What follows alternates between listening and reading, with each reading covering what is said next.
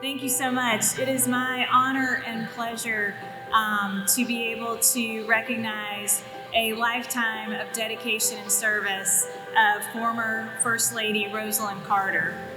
She was Georgia's First Lady, and then we shared her with the nation.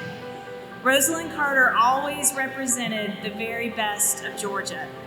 From her days as a young military wife to her time as First Lady of the United States, she walked hand in hand with her dear Jimmy as partner, confidant, and friend.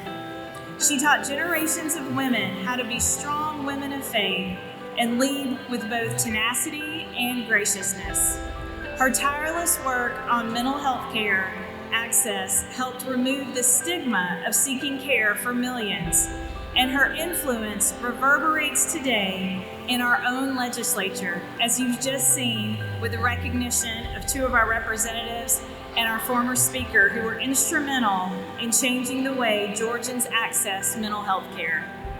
When the Georgia Commission on Women was established in 1992, Mrs. Carter was our very first Woman of the Year. In fact, there's a photo on our table from when she received that award in 1992 with our commission, so I hope you'll take a look at that.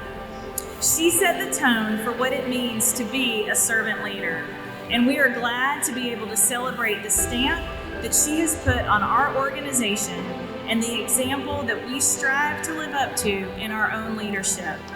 Today, we honor her legacy. Accepting this award on behalf of the Carter Center is her longtime staff member, Melissa Montgomery.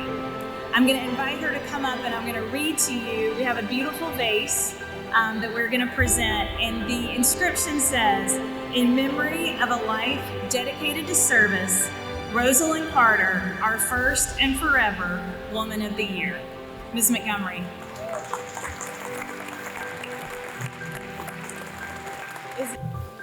On behalf of President Carter and his family and everyone at the Carter Center, thank you for remembering Mrs. Carter today. We miss her a lot and appreciate having the opportunity to celebrate her life with those who were so important to her. Mrs. Carter was thrilled with the creation of the Georgia Commission on Women in 1992 as another key partner to advance women's rights. During her time at the White House, she worked mightily to get the Equal Rights Amendment ratified. She always said that one of her greatest disappointments was the inability to make that happen. So she was grateful to know that through the commission, wonderful activists like Nellie Duke and the late Rita Samuels were carrying on the struggle. I remember her meeting with them at the Carter Center on a number of occasions.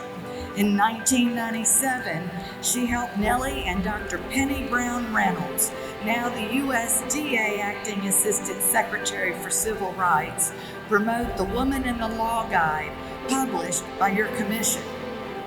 In 1996, Mrs. Carter was very proud to accept the commission's first Woman of the Year award.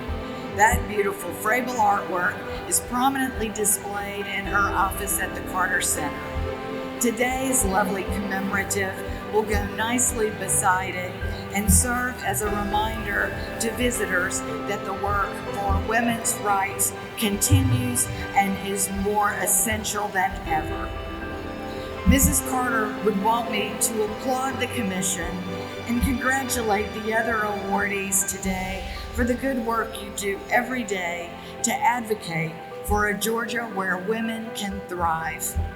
On her behalf, I salute and thank you.